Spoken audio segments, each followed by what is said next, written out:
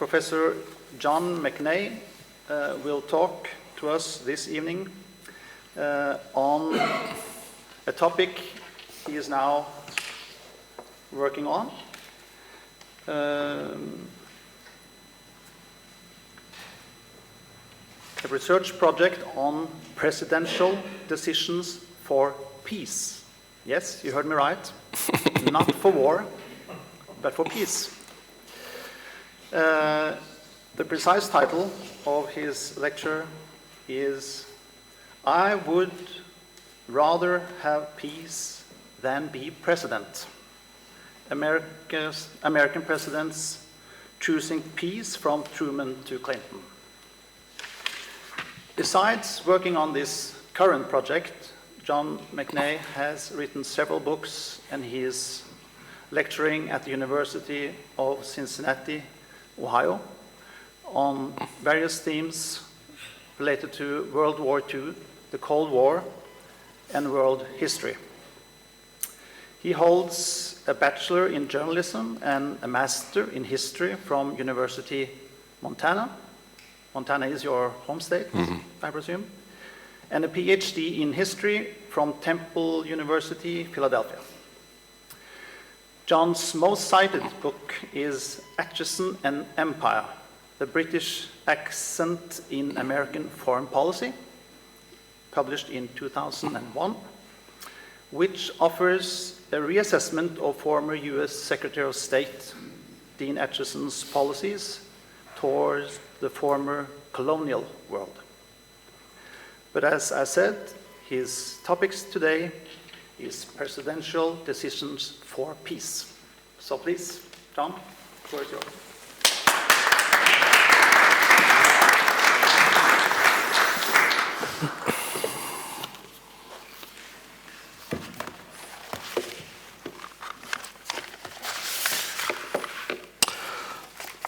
Thank you very much for that generous introduction. I want to say here that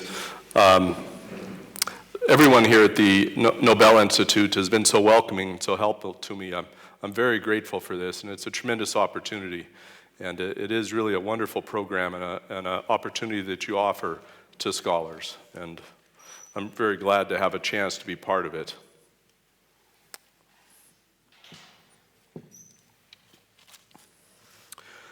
Now, an examination of any bookshelf on the history of the United States will likely reveal one three-letter word in abundance: war.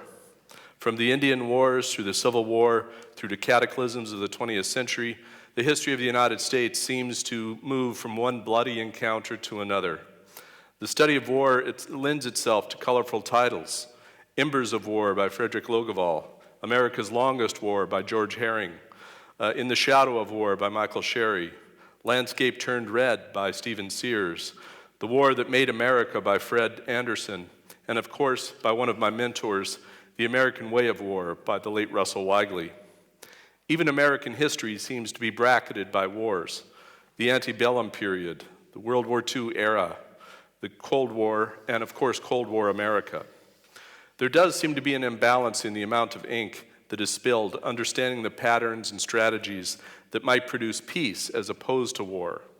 In an effort to try to remedy that tonight, I've chosen a series of case studies, 3 stories, if you will, all in a Cold War context: Harry Truman and the Berlin Airlift, Dwight Eisenhower's decision not to intervene in Vietnam, and John F. Kennedy and the Cuban Missile Crisis.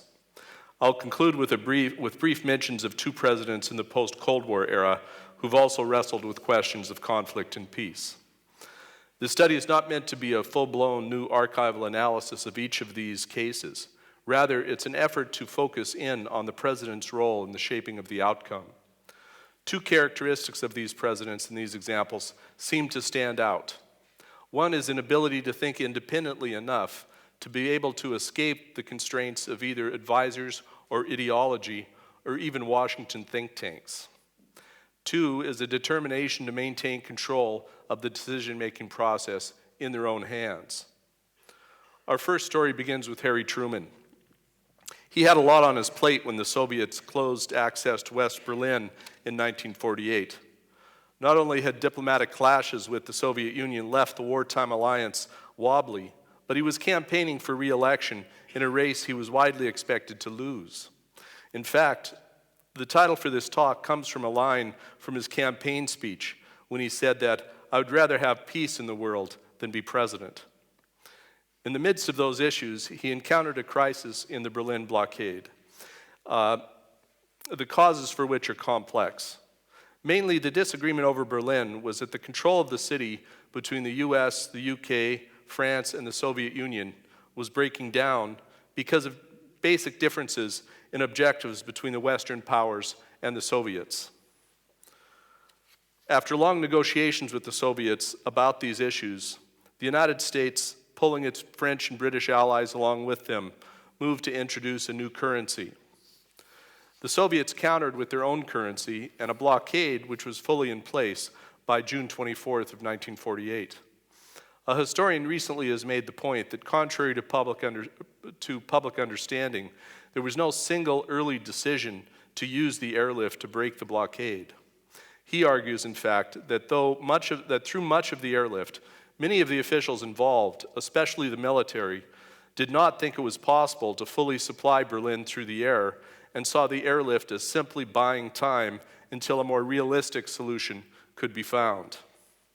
As the crisis developed, many individuals and organizations were involved in trying to find a solution, and historians of the crisis tend to focus on all of this activity. But in the process of this, the decisions made at the top by Harry Truman in a handful of meetings and communications become minimized. I think this overlooks two simple aspects of strategy adopted by Truman. First, he rejected the military option as not reasonable in the context. Second, almost immediately, Truman announced his determination that the Allies would stay in Berlin, although he didn't precisely say how. It was actually Ernest Bevin, the British Foreign Secretary, who first advised an assertive response that included an airlift. Bevin proposed using the airlift to the Americans as both a way to provide supplies, but also to demonstrate commitment to Berlin. He did this in a meeting on June 26 with U.S. Ambassador to London, Lewis Douglas. Bevin asked for close and open consultation on the blockade between the U.S. and the U.K. and for a joint survey of the capacity of the two nations to supply the people of Berlin through the air. And he asked that the U.S. commit to sending a group of heavy bombers to Europe, not to be used militarily, but as a symbol of support for Berliners. Bevin told Douglas that the strategy must be one of firmness because he believes the loss of Berlin would lead to disastrous consequences for Western Germany and the rest of Europe. Ambassador Douglas, who communicated the proposal to Washington, added that he concurred with Bevin's evaluation. Now, General Lucius Clay was the military governor of the U.S. zone. He was incisive and aggressive in his approach to the challenge faced by the Soviet blockade. It was Clay who approved of a dangerous early venture to challenge the blockade on June 21st. Clay ordered a military freight train to attempt to proceed into Berlin. When denied access, the officer in charge attempted to continue on, but was blocked because the rails had been removed. The train crew and its guards were armed, but under orders not to fire on Soviet personnel. And still, Clay continued to push for military options. At the same time, many planners in the military, especially Secretary of the Army Kenneth Royal, had begun to point out the obvious. With less than 10,000 soldiers in Europe, U.S. forces were insufficient to defend Berlin. To the military, there were really only two options. Some, like Clay, thought the best option was to fight their way into Berlin. Others thought it was better to pull out rather than risk a military defeat. Royal and General Omar Bradley, for example, leaned against the war over Berlin in the belief that it was not worth fighting for. Given that Berlin becomes such a symbol of the Cold War, that seems rather ironic. The third option was to just hang on while negotiating, seemed to them to be just postponing the hard decisions and might make withdrawal even more humiliating when it happened. Clay had written to Washington on June 25th, laying out the proposal that he had for trying to reach a compromise with the Soviets over the currency issue, but he felt there was little hope of an agreement. If our government is to protest Soviet action, Clay wrote, it should insist that it has a clear right to move in our troops to restore communications. His preferred option was clear. I am convinced that a determined movement of convoys with troop protection would reach Berlin and that such a showing might well prevent, rather than build up, Soviet pressures which could lead to war. But Clay and others understood the problem with intervening with troops. I realize fully the inherent dangers in this proposal, since once committed, we could not withdraw. On June 25th, Truman had met with Undersecretary of State Robert Lovett, Secretary of Defense James Forrestal, and Secretary of the Army Kenneth Royal to discuss the Berlin situation and to discuss Clay's objectives in Berlin. Truman was firmly insistent that Clay should be advised not to make statements referring to the possibility of war over Berlin. The memorandum from the meeting indicates one point very clearly, quote, determined steps should be taken by the U.S. to stay in Berlin. Truman's memoirs report that at this meeting he was informed that Clay had made emergency arrangements to have essential supplies flown into the city, but that these early flights were designed to supply the garrison, and only the surplus would be available to Berliners. However, on June 26, just the next day, Clay and General Curtis LeMay gave orders for airlifts between the western zones in Berlin on the basis of an estimated supply of 225 tons. 70 planes would be immediately available, and they would plan to make 100 trips daily. An additional 30 planes could bring the shipment to about 500 tons daily. The initial objective was to supply the American and British garrisons, but they only required 50 tons a day. The balance would be directed to the German population. As early as July 19th, Truman recorded in his diary that he'd clearly made the decision to stay in Berlin, and he wished his subordinates would quit wringing their hands about it. A meeting with General Marshall, this is a quote from the diary, a meeting with General Marshall and Jim Forrestal on Berlin and the Russian situation. Marshall states the facts and conditions with which we are faced. I'd made the decision 10 days ago and stay in Berlin. Jim wants to hedge. He always does. We'll stay in Berlin, come what may. Royal, Draper, and Jim Forrestal come in later. I have to listen to a rehash of what I already know and reiterate my stay in Berlin decision. On June 28th, Lovett, Forrestal, and Royal met with Truman to discuss the crisis again.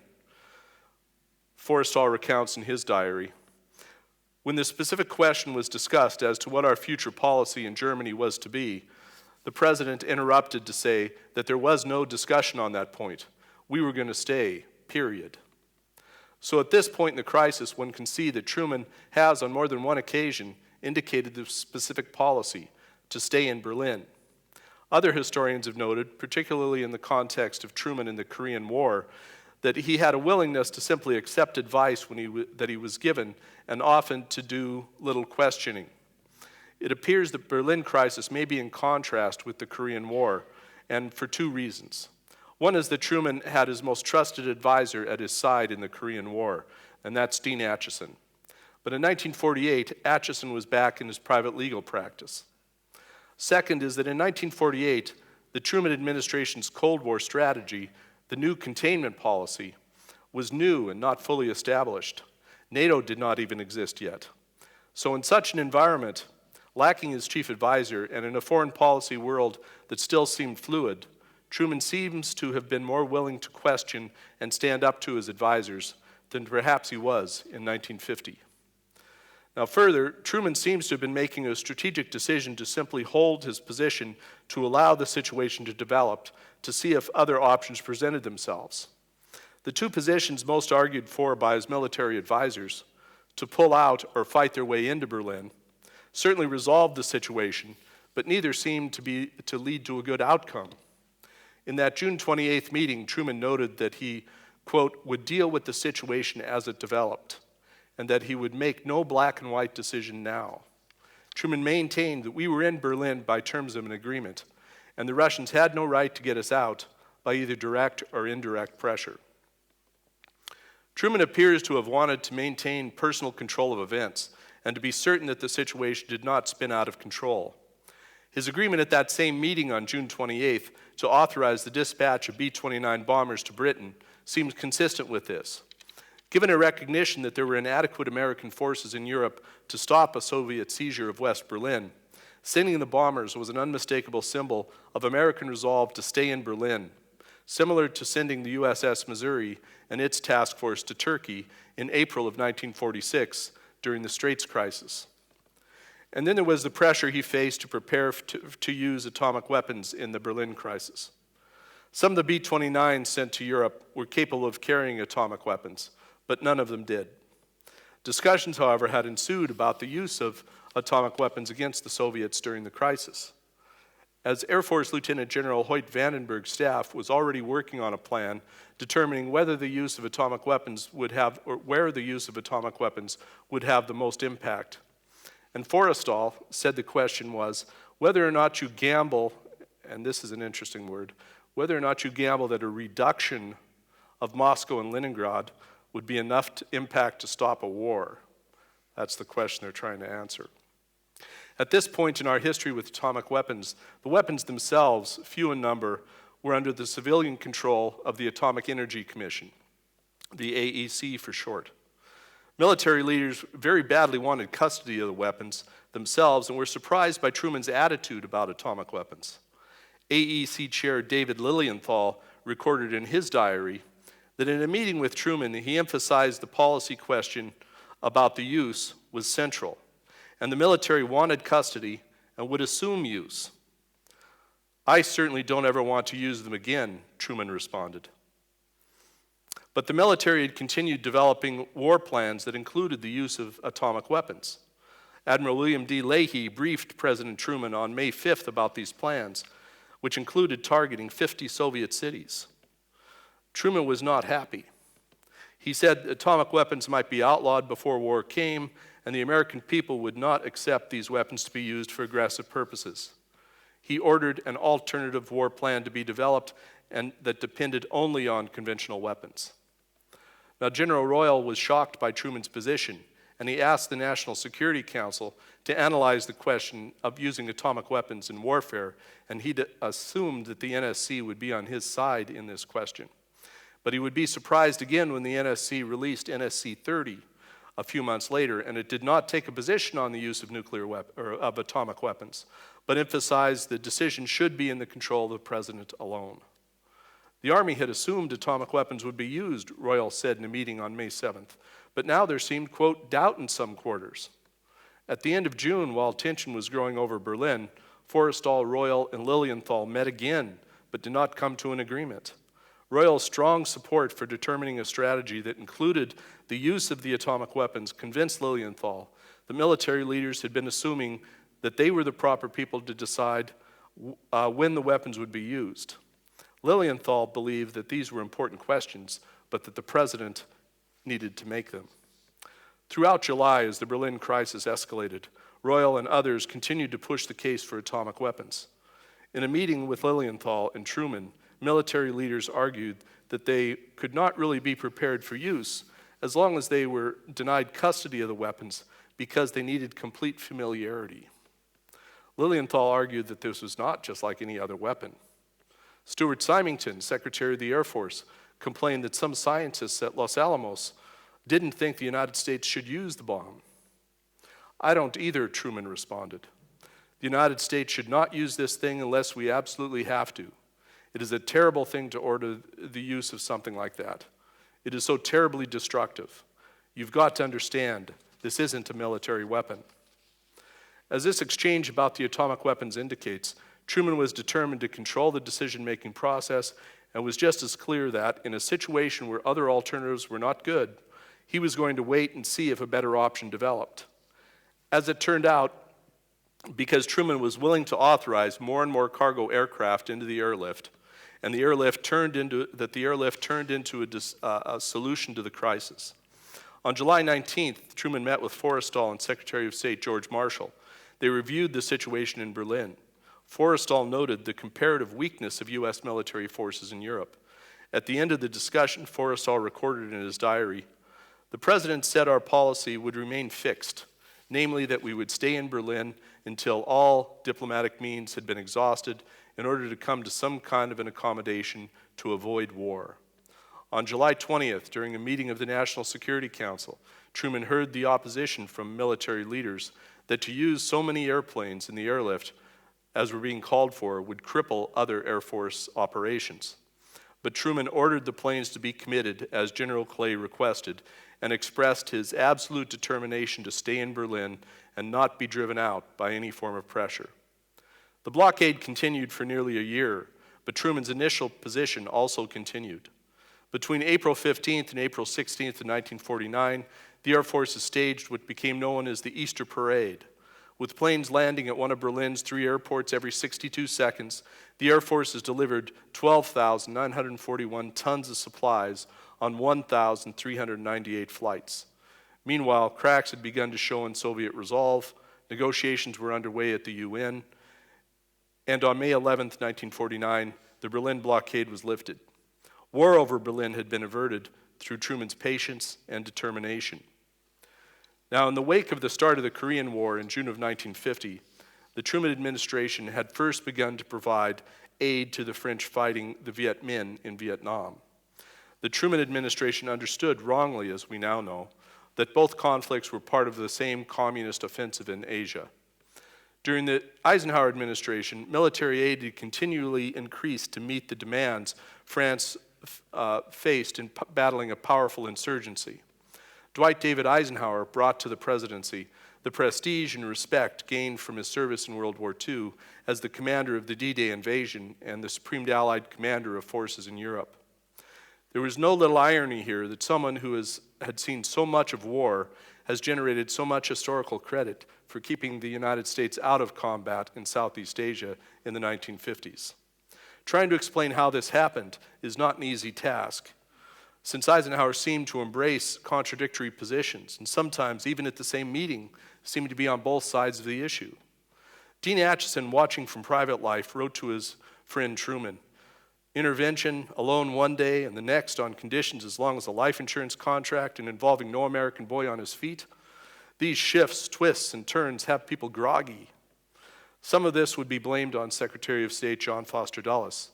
And yet, as historians have found since the release of administrative documents since the early 1990s, Eisenhower is clearly in charge of decision-making, and it is now clear that Dulles rarely made a move without first clearing it with Eisenhower. So what was Ike's role in this crucial decision in March and April of 1954 not to intervene in Vietnam to save the French at Dien Bien Phu? There is no question that Eisenhower valued the French fight in Vietnam and saw it as a key part in what he called the domino theory. In articulating the theory for the first time to the public in a press conference on April 7th of 54, he warned of terrible consequences for the free world if the communists won in Indochina and stressed the region's strategic importance. If Vietnam was lost, the rest of Southeast Asia would go over very quickly, he said, like a row of dominoes. A continual frustration working with France in Indochina was that the French wanted American aid, but did not want it to appear that the French was fighting the war, or that the Americans were fighting the war for them. They did not want an internationalization of the war. Paris feared it would damage France's image of imperial strength and encourage other nationalists in Africa and other parts of the empire. By contrast, the Americans wanted to internationalize the war and to take the focus off the defense of French empire. But by 1954, French leaders were looking for a graceful way out. They wanted the bloodletting to stop.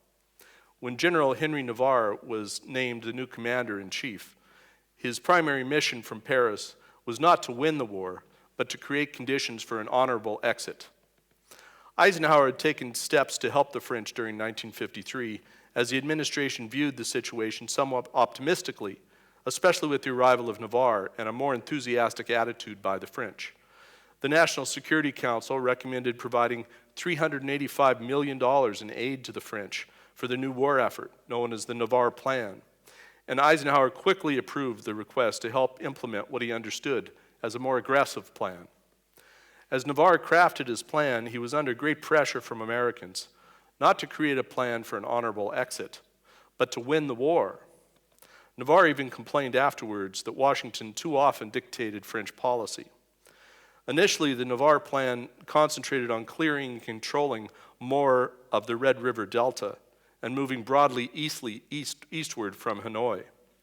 But in the end, Navarre chose a more daring strategy to lure the Vietnamese into a set-piece battle in a remote and roadless area near the Laotian border, a place called Dien Bien Phu, or as Bernard Fall would later call it, hell in a very small place.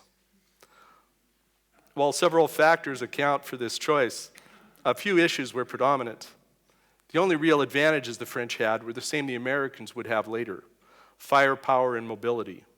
So the goal was to use their greater mobility to draw the Viet Minh into a place where they would be unable to use their own artillery and they would be easily targeted by French guns. Supplies, artillery, and 12,000 French troops would be flown into Dien Bien Phu. A fortified base would be created, and it would be supplied by air once the fighting began. Viet Minh commander Vo Nguyen Giap, surprised by the French decision, soon began the movement of what would become an encircling army of 50,000 soldiers, with another 20,000 tasked with maintaining supply lines over nearly 300 miles. The first attack came on March 13th, as the ill-fated siege began. Interestingly, Eisenhower opposed this plan from the beginning, believing that soldiers in a fortress inevitably became trapped. My goal here is not to recount the details of the Battle of Dien Bien Phu, but to focus on the choice that Eisenhower made not to intervene. Part of the explanation is the strategic approach that clearly characterized Eisenhower foreign policy, the New Look strategy. A key component of the New Look involved a much greater reliance on nuclear weapons as a deterrent, and this was in large part because Eisenhower balked at the huge cost of a conventional military buildup that was launched under Truman. But there was more to the New Look, including greater reliance on military alliances and the ground forces of other nations, emphasis on the other nations. Covert operations by the Central Intelligence Agency were expanded and overthrew governments from Iran in Iran and Guatemala. All of this was designed to be less expensive, to create broader coalitions, and yet have a more offensive rather than defensive character. There seems little question that Eisenhower and Dulles and other members of the administration wanted to intervene in Vietnam, but they clearly preferred to have French troops do the fighting. While Eisenhower's administration did not start the process of aiding the French, they deepened the American commitment so that by 1954, the United States was paying for 80% of the French war effort. The U.S. did not want a negotiated peace between France and the Viet Minh that involved France's departure and a communist victory. As the crisis over Dien Bien Phu grew, the questions focused around whether or not the United States would use heavy bombers to attack the encircling Viet Minh positions. There were B-29 bombers available in the Philippines. On January 8th of 1954, during a national security meeting, Eisenhower seemed to most clearly express his thinking the best. After complaining about some disarray on the French side and the reluctance to openly embrace American aid, he expressed his deep misgivings about the situation.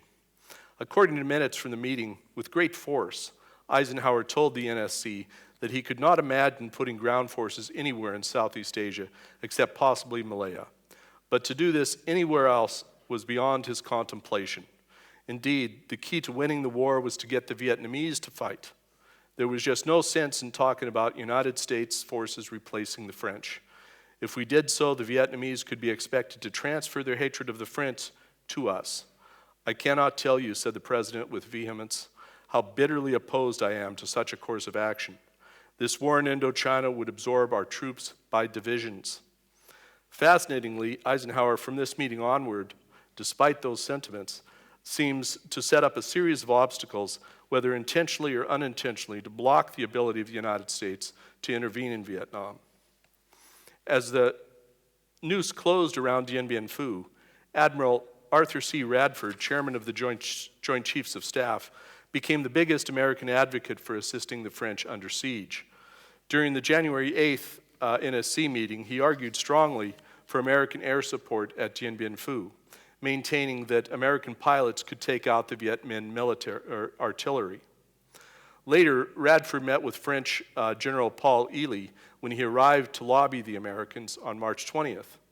On the 22nd, after meeting with Ely, Eisenhower approved more planes and pilots to fly them, and the meeting served to encourage the French. But the very next day, Dulles was very cautious in his meeting with Ely, saying greater involvement was dependent on several issues, including France granting independence to the Associated States. That means Vietnam, Laos, and Cambodia. Unfortunately, during the Ely visit, he received an understanding that it was at least likely that if things became very difficult at Dien Bien Phu, that the United States would respond with a very heavy bombing attack. This may have been wishful thinking promoted by Radford's enthusiasm. But if Radford misunderstood where Eisenhower stood on this issue, there was ample reason. Even on March 25th, Eisenhower still spoke in apocalyptic terms regarding the loss of Indochina. The collapse of Indochina, he said, would produce a chain reaction which would result in the fall of all of Southeast Asia to the communists. And yet the administration began to set up some stringent criteria for an intervention in Vietnam that would be very difficult to meet. The first was to require that any intervention had to be a coalition effort composed of the United States, Great Britain, France, Australia, Thailand, the Philippines, and of course the Associated States. They would collectively pledge to defend Southeast Asia against aggression. Dulles dubbed this plan United Action. But Britain was the key to the plan. Without Britain, the United States was not going to engage in this.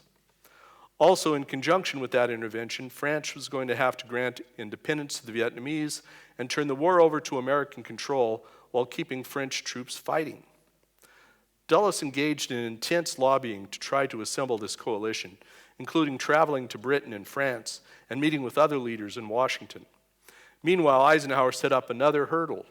He consulted with Congress.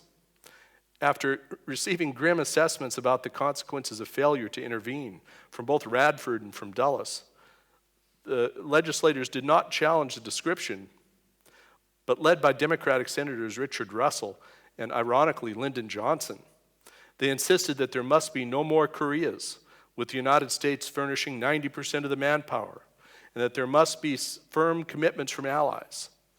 Eisenhower was certainly aware that with Korea on their mind, the public was opposed to U.S. military involvement in yet another remote Asian location. But some of the most conservative members also of Congress were considered unreliable, and some Democrats, still bruised from the claims that they had lost China, were looking to gain some revenge. Clearly, coalition building was going to take some time. As the crisis approached at Dien Bien Phu, it created no real crisis in Washington. Radford brought the issue directly to the Joint Chiefs, only to find that only he supported Operation Vulture, the planned bombing attack to save the French. And several members were actually strongly opposed to intervention, especially Army Chief General Matthew Ridgway, the former commander in Korea. Throughout April, conversations continued with allies in London and Paris.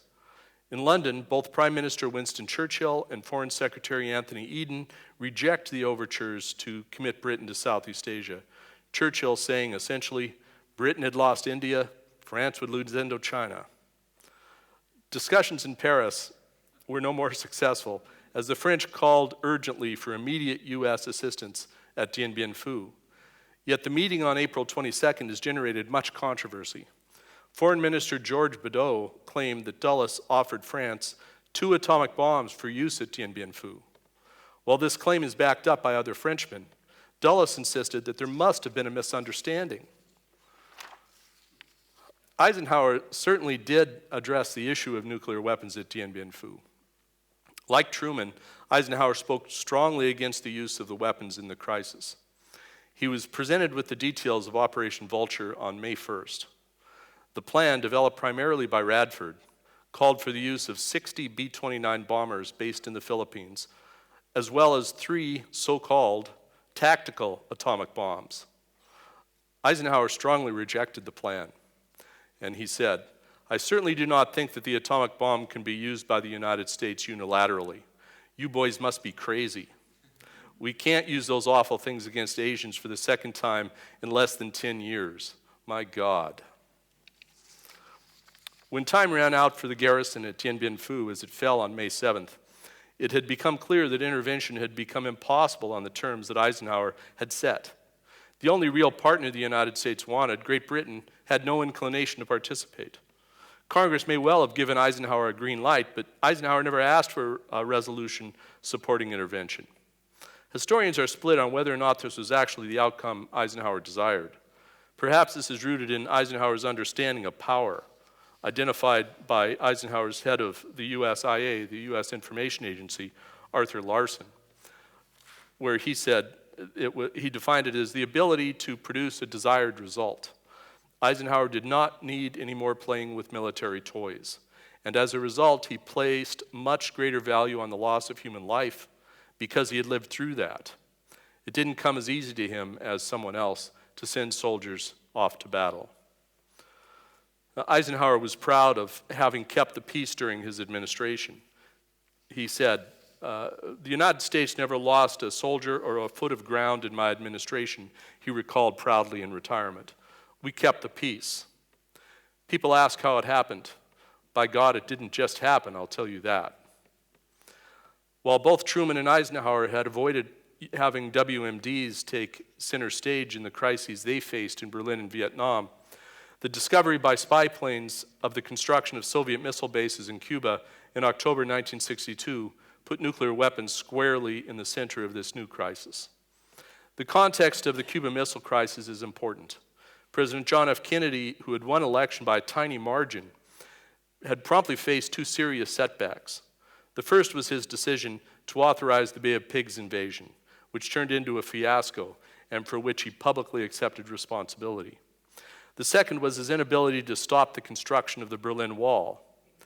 After calling for a reinvigoration of the Cold War, these were difficult losses for Kennedy to face. These setbacks seem to have encouraged Nikita Khrushchev to think that perhaps JFK could be expected to accept one more setback with the installation of Soviet missiles just 90 miles from Florida. Khrushchev was also motivated to act by American Jupiter missiles based in Turkey and by the attempted invasion of Cuba, since Fidel Castro was a communist ally. The crisis really begins on October 16th of 1962, and these next 13 days have produced an enormous amount of scholarly production over the years. Understandably so, since had there been a nuclear exchange, as there very well could have been, the world today would be a very different place. Again, my purpose here is not to reconstruct all aspects of this complicated crisis, but to focus on President Kennedy's role. Some aspects of Kennedy's approach, like Truman and Eisenhower before him, he had his own military experience. He may have been the only commander of a PT boat that was ever run over by a Japanese destroyer, but he came out of this World War II experience with a healthy skepticism of military expertise. Further, his experience with the CIA in the Bay of Pigs left him suspicious of their competence and unwilling to trust their advice either. All of this led him, during the intense discussions of the Executive Committee, or EXCOM for short, to be unwilling to simply accept uncritically the advice that he was given by the so-called experts. Reading the transcripts of the EXCOM meetings, one cannot help but be struck by the constant call for military action, and that JFK was often on the side suggesting that the only way forward was with airstrikes and an invasion of Cuba. In fact, those 13 days saw a huge military buildup in Florida and along the Gulf Coast. Kennedy seems to have been completely willing to consider all options and to have a full airing of opinions. At the end of the first meeting, EXCOM had seemingly come down to these options: heavy airstrikes on the missile silos and military installations, airstrikes plus a blockade, and Robert Kennedy emphasized the importance of an invasion of Cuba. Complicating the airstrike option was the admission by General Maxwell Taylor that an airstrike was unlikely to disable all the missiles on the first sortie, and that Secretary of Defense Robert McNamara argued that surely some of the missiles must already be fitted with nuclear warheads and could be launched. But gradually, as the days passed, Kennedy's insistence that every option be explored slowly changed. While continuing to encourage debate, he began to narrow the options, and he raised the one issue that no one else wanted to talk about: the Jupiter missiles. On October 18th, McNamara, who had earlier been cautious, now endorsed the Joint Chiefs of Staff option of eliminating the missile sites with a full invasion of Cuba. Kennedy questioned McNamara sharply about his about-face and maintained that an invasion would have to be carried out over many days and raise tensions even higher. Ex-com members feared that U.S. military action would shake the NATO alliance and perhaps the Soviets would seize Berlin in reaction. It was after this exchange that Kennedy first raised as a trial balloon the idea that, quote, if we said to Khrushchev that you're willing to pull them out, we are willing to pull ours out of Turkey. No one responded to the president's suggestion. It is worth noting about the Turkish missiles that because they were obsolete, the U.S. had been planning to take them out of Turkey for some time, but had been slow to act because of the loss. It was an issue of prestige for the Turks as part of the NATO alliance to hold the missiles. Later in the meeting, JFK again raised the issue of exchanging the Turkish missiles. This time, McGeorge Bundy affirmed that such an offer might be possible, but he quickly backed off when Secretary of State Dean Rusk suggested that that would be quite serious.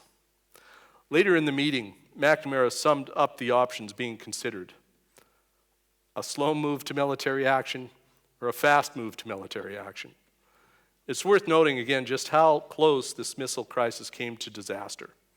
As missile crisis expert Graham Allison has explained, we now know, for example, that in addition to nuclear-armed ballistic missiles, the Soviet Union had deployed 100 tactical nuclear weapons to Cuba, and the local Soviet commander there could have launched these weapons without any additional codes or commands from Moscow.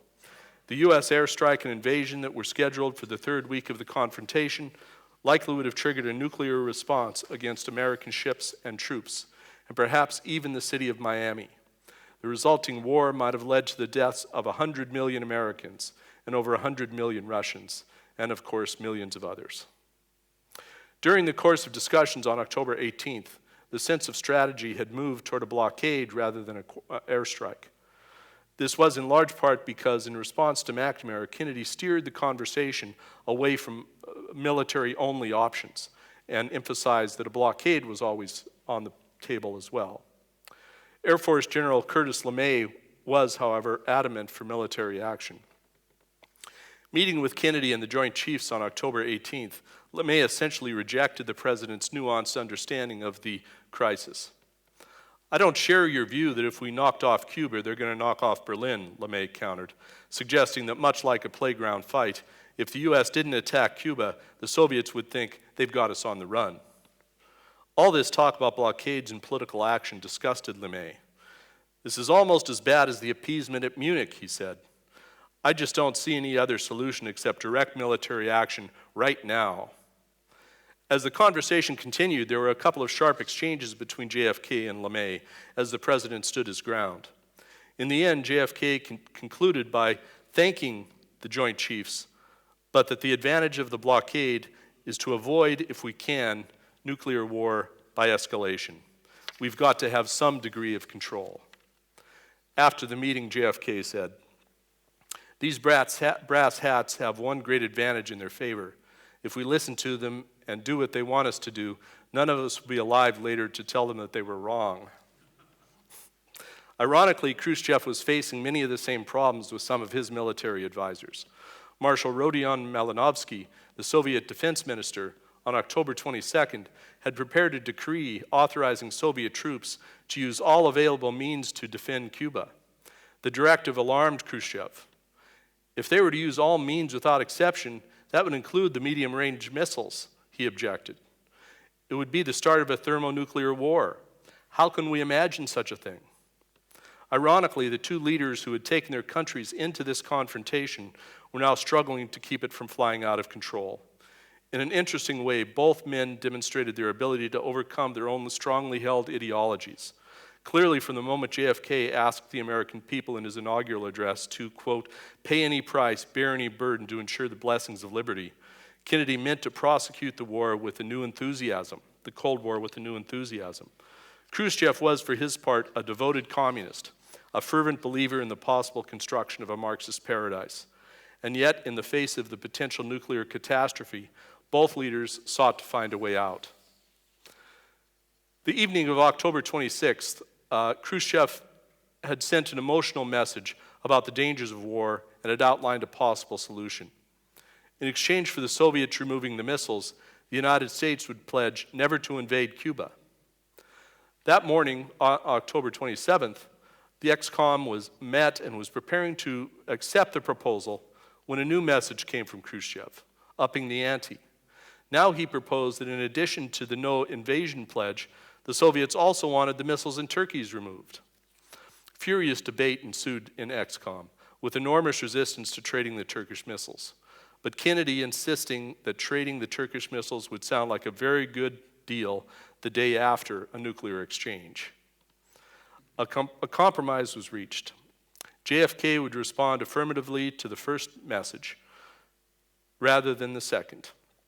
Meanwhile, Robert Kennedy, his brother and the Attorney General, who was very much involved in ex-com, would meet with Soviet Ambassador Anatoly Dobrynin and inform him that as a separate issue and not to be publicly connected with the agreement removing the missiles from Cuba, the United States would soon remove the missiles from Turkey.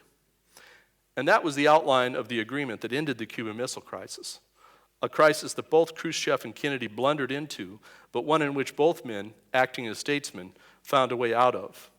As with Truman in Berlin and Eisenhower in Vietnam, Kennedy was able to think independently and would not allow the so-called experts or Cold War ideology to force his hand. Afterwards, he was to say to Ambassador John Kenneth Galbraith, "You will never know how much bad advice I had." I'd like to conclude with a brief mention of two post-Cold War presidents, Bill Clinton and Barack Obama. Later in the seminar series, you're going to hear another speaker who's going to address in detail American policy toward Northern Ireland. But I can't resist observing that Clinton did something really extraordinary when he decided to intervene in the conflict in Northern Ireland in 1994. Given the partition of Northern Ireland in 1921, American government policy had been to declare its neutrality on the issue. Under pressure from the Irish-American lobby, Clinton began to understand that in a conflict between two unequal parties, such as Ireland and Britain, and in this case really the Irish Catholics in Britain, by being neutral, you are actually endorsing the position held by the more powerful side.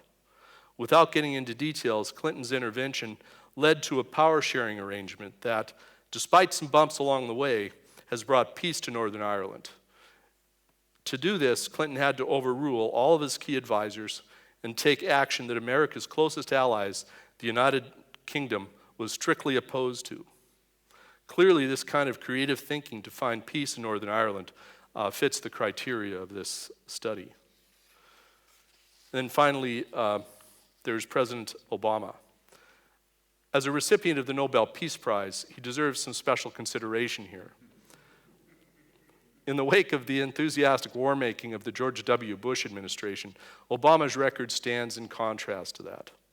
Certainly, he's been criticized by the doves for his use of drones, for American involvement in Libya that has produced yet another failed state, and for perhaps too cautious disengagement from Iraq and Afghanistan. And the hawks have been even harsher, blasting Obama for not invading Libya, for not taking more aggressive action against Russia over Ukraine, for not invading Syria, for not using large-scale ground force to pursue ISIS, and for making a deal with Iran instead of attacking Iran. From day one, the Republicans, of course, have adamantly opposed everything Obama has done, and some of them seem particularly dismayed that we've gone nearly 8 years without invading some distant country. Atlantic magazine in April carried a story entitled The Obama Doctrine. And it contains some interesting passages that very much relate to the experience of Truman, Eisenhower, Kennedy, and even Clinton. Here Obama is speaking of his decision not to launch a widely anticipated bombing attack of Syria. The overwhelming weight of conventional wisdom and the machinery of our national security apparatus had gone fairly far, Obama said. The perception was that my credibility was at stake, that America's credibility was at stake. And so for me to press the pause button at that moment, I knew would cost me politically. And the fact that I was able to pull back from the immediate pressures and think through, and this is, I think, the important part, in my own mind, what was in America's interest, not only with respect to Syria, but also with respect to our democracy, was as tough a decision as I've made. And I believe ultimately it was the right decision to make. Obama went on describing a situation that other presidents would recognize. There's a playbook in Washington that presidents are supposed to follow. It's a playbook that comes out of the foreign policy establishment. And the playbook prescribes responses to different events, and these responses tend to be militarized responses. But the playbook can also be a trap that can lead to bad decisions. In the midst of an international challenge like Syria, you get judged harshly if you don't follow the playbook, even if there are good reasons why it does not apply. In one way or another, each of these presidents violated the playbook by thinking critically, by not allowing their hands to be forced by aggressive advisors or by ideology, and even by not allowing their own egos to get in the way. They produced an outcome that was short of war and at least bought time to give peace a chance. As one historian has noted, that may not be bold leadership, but it is wisdom. Thank you.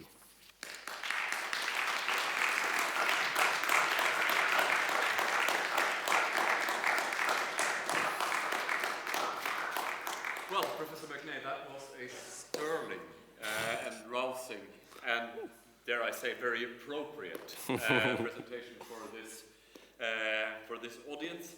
We will now take a 10-minute recess to recharge our glasses and come up with good questions for the question and answer session, which will be take about half an hour. Thank you very much. So that's a triptych question. The first is on the question of deterrence and Soviet understandings of American policies. The second is on the question of the Turkish missiles, and the third overarching question is on the American range of policy responses and their capacities, making it possible to make nuclear weapons into a genuine weapon of last resort. I think the two easier questions that you asked are the ones about the Turkish missiles, and I think that there are multiple things going on there. The U.S. during this time is moving toward, three different ways of delivering the weapons: air, missile, and sea-based. And because of that, obsolete missiles in Turkey really become unimportant. And so it was easy to have them be a bargaining chip. So I think you're right. The development of new technologies was making it less and less necessary to have those weapons in Turkey. And again, I think one of the primary reasons they were there was because of the NATO alliance. Turkey being a member of the NATO alliance, it's one of making them feel like they're a full partner. So there's some diplomacy surrounding the presence of those missiles. Incidentally, the missiles were in Turkish hands, but the warheads were in American hands. So in a certain sense, the Turks never had control of the nuclear part of those missiles. The other question about having a variety of weapons, different options. I think that's definitely the case, that it's important to have options. I think one of the problems that any nation who wants to defend itself would have is putting all their effort in one basket, right? And I think one of the lessons that comes out of this is one that kind of, unfortunately the George W. Bush administration is always an example for us of the wrong way to do stuff, in my view. And one of the things they abandoned was the idea of diplomacy. And diplomacy is a weapon also. And I think what these presidents did is they deployed diplomacy. And I think that's a really important thing that they do. It's not just a matter of the hardware that you have, but it's a matter of this kind of software that you have. And so I think, a greater variety of weapons is really important. Now, the more difficult question from my perspective is to know exactly what was in the Soviet archives and what their viewpoints of the American position was. I can tell you what they wanted to do is the Americans wanted, especially under Eisenhower, they wanted to be convincing about the use of nuclear weapons. Because without being convincing, it wasn't a deterrent. There's an interesting book that came out just recently by, I believe it's by the journalist Evan Thomas, I think it is, called Ike's Bluff. And his argument is this was all just a bluff, that he never intended on using them. And that the whole idea that we have, mad, mutually assured destruction, that it was all just a bluff, okay? So I'm not, I'm not, that's about as far as I'd like to go there. I wonder, Geir Lunestad is a noted diplomatic historian here, and I wonder if he's more familiar with what the Soviets might have been thinking in their archives. You mean about the About the genuine threat of American use of nuclear weapons. Would we have used them against them? What did they think? Okay. Okay, I'll take you down for one question, but first it's the director of the Nobel Institute, Rob Nerstad. I think I'll speak in the mic. Thank you. Very interesting. I have only not a small question. You are suggesting that these three presidents were choosing peace rather than war. And in the three cases you are exploring, can you turn on the mic? But in the three cases you are discussing, obviously they decided against war. But does that mean that they consistently would choose peace rather than war, rather than the use of military force? Well, we know, of course, that Truman, a couple of years later, were very... he didn't hesitate to use military force in Korea. And, of course, Kennedy started the real serious military involvement in Vietnam that eventually led to a very heavily US involvement in Vietnam. So my question is, regarding those two presidents, wasn't the case that in Berlin and in Cuba, they were facing a very serious possibility of major war with the Soviet Union, an all-out war. And they realized we cannot win that war in any meaningful sense of the word winning. So what they backed away from was to risk global war or a full war and a full nuclear exchange with the Soviet Union. Whereas in other cases, where there were less danger, less risk of a direct confrontation with a nuclear enemy, they were perfectly willing to use force. So if that's the case, what's left of your argument? Or what is remaining there? Eisenhower was different because he was willing to threaten to be the first to use military war, nuclear weapons. But as you said, that might have been a bluff, but at least he was willing to threaten with this. But he may have been less willing to use military force on a conventional scale. So I think these three presidents are different in many respects. I would agree with what you're saying, but one of the issues I was trying to work out was to do a case study, right? And so it would be hard to characterize any one of these presidencies as they're all one way or all the other. As you know, every president faces a variety of problems. And my objective here was to find a situation in which there was this risk of war where they had a choice to make. And this was the choice that was made. And I think, as I kind of alluded to, with the Korean War, the conditions are different, right? These guys, the other thing, none of them got elected and none of them looked for this work, especially Eisenhower, I think because they were doves, that they were just peace-loving individuals. Because they had responsibilities too, besides that, to protect the United States, to protect interests, to just protect allies, especially after the creation of NATO. And so I think that the case studies stand on their own, but it doesn't mean that given different circumstances, that these guys would not find a different way out. But I think what I like to see in these cases is that they did find a different way out. And again, I guess from the George W. Bush administration going forward, they're always, you choose war or choose peace. It seems that peace ought to be an option, maybe the first option.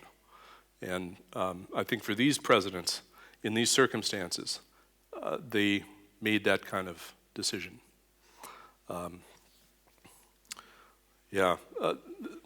The situation with Korea, I think with Truman is a very interesting one, because the person who reacted strongest about this was Dean Acheson.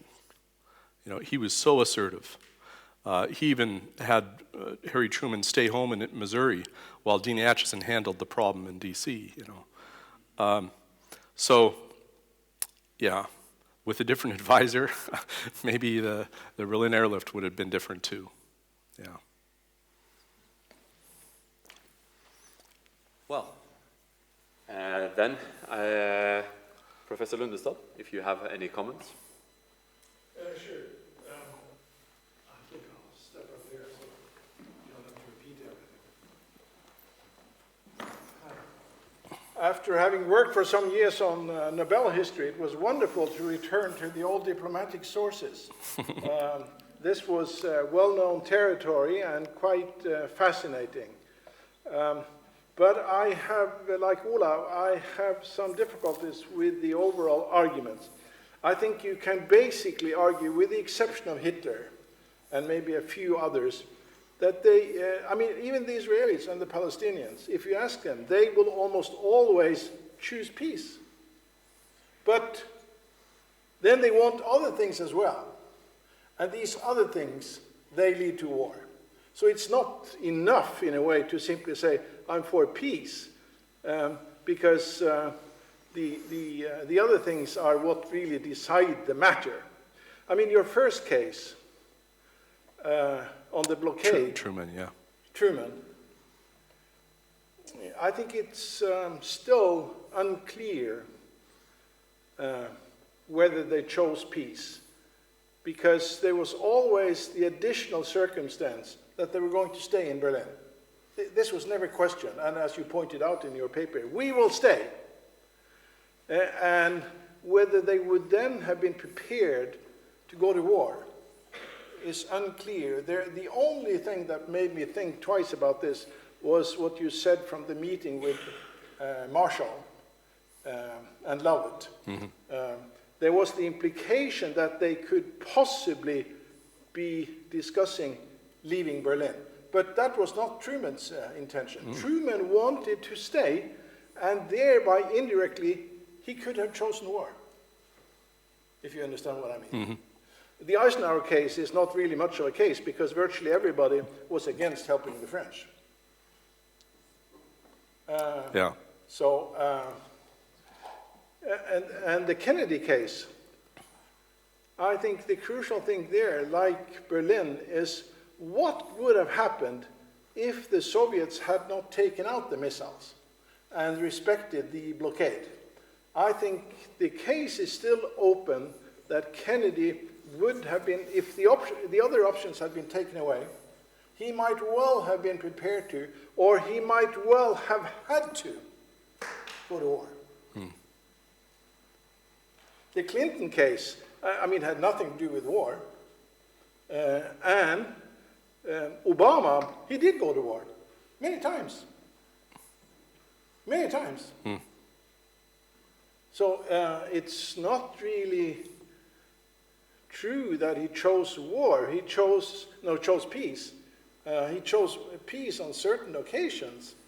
But after all, he was involved in war in many cases. Okay. About the question, did they really think that there would be war? I think it's very fascinating to look at the sources. Berlin and Korea, these were as close as you got to war. Well, Cuban Missile Crisis probably too. But the documents we have on Berlin are quite interesting, because it's obvious that the top leadership and the intelligence people, they think that the chance of a major war is fairly small. They didn't put this in percentages, but if they had put it in percentages, maybe they would have said about Berlin, okay, there is a 5 to 10% chance of a major war. But here's the question. Is that much or little? You would think 5 to 10%, my goodness, they knew there wouldn't be war. But 5 to 10%, when it deals with the continued existence of your country and the obliteration of certain countries, you could argue it's very high.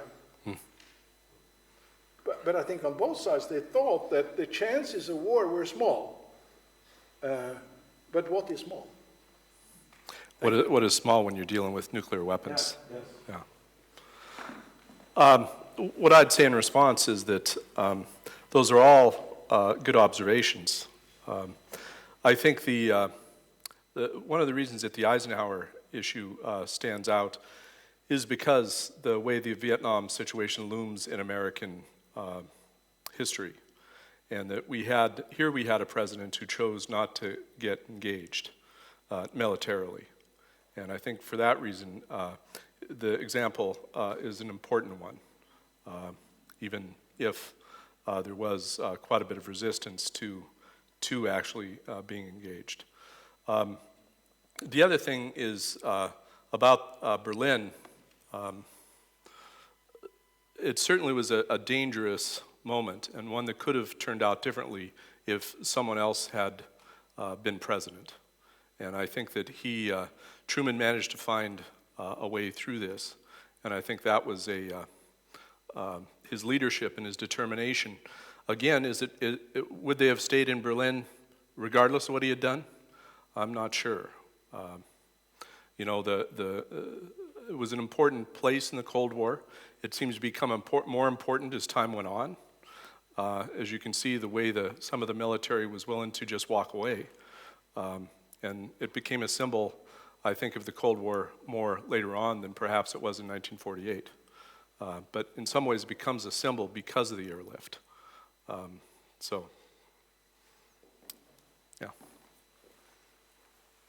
Well, in that case, in order to, I guess it's a prerogative. Also, we have one more question.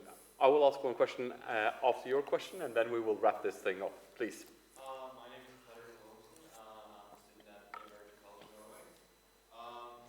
I think your lecture was really interesting, but I'm wondering why is there such a big pressure from the American side of the table to wage war? In all your examples, there have been people, advisors, Muslim majority, who have been advising to go to war. Why is that? Good. And from my vantage point, I very much welcome the positions that you have outlined here, because it gives us a looking glass into the chambers of power.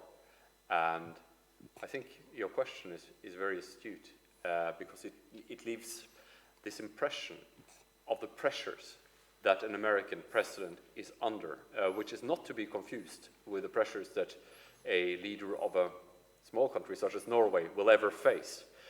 And building on that question and perhaps giving it focus, could you please comment a little bit on one of the decisive moments in Barack Obama's presidencies, and one that has cost him a fair amount of political capital, the red line over Syria? How do you read Obama's handling of the Syrian crisis? And would you say that this fits into your overall narrative of a president playing for time and seeking better options? Thank you.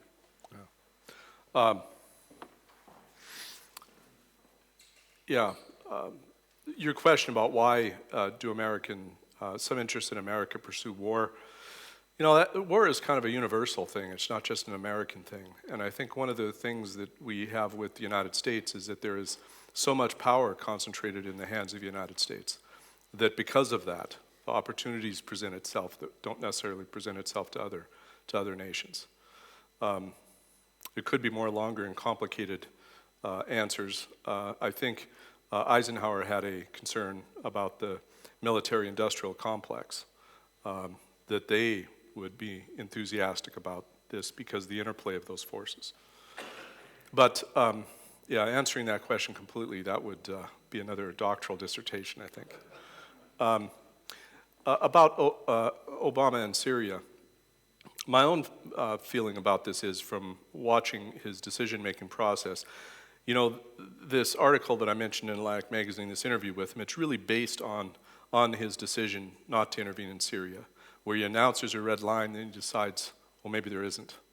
And I think, given recent American history, our military interventions in various parts of the world have not been very successful. And I think that he is reflecting that. Instead of being filled with hubris and deciding, no, we're Americans, we can make this work this time, he's saying, no, maybe we can't. Maybe it's best not to mess with it. And again, if you look at the situation in Syria, there are so many sides. Whose side are you going to be on?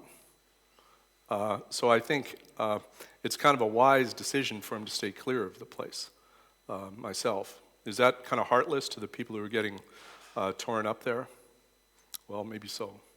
But would it really help them if we intervened? Look how much we helped Iraq. So I think one of the things that we've had to come to grips again with are the limits of power. You know, we thought we could fix Vietnam for years. At least some people thought we could do it in Iraq, and we didn't. So, yeah.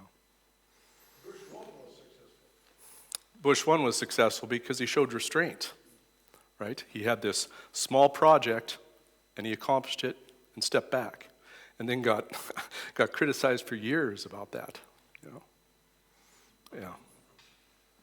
Well, ladies and gentlemen, please join me in giving a resounding round of applause for Professor McNay.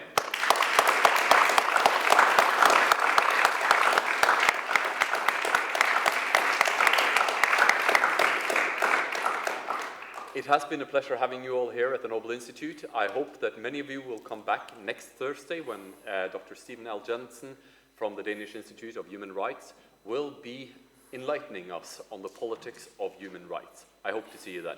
Goodbye. That was pretty. Thanks.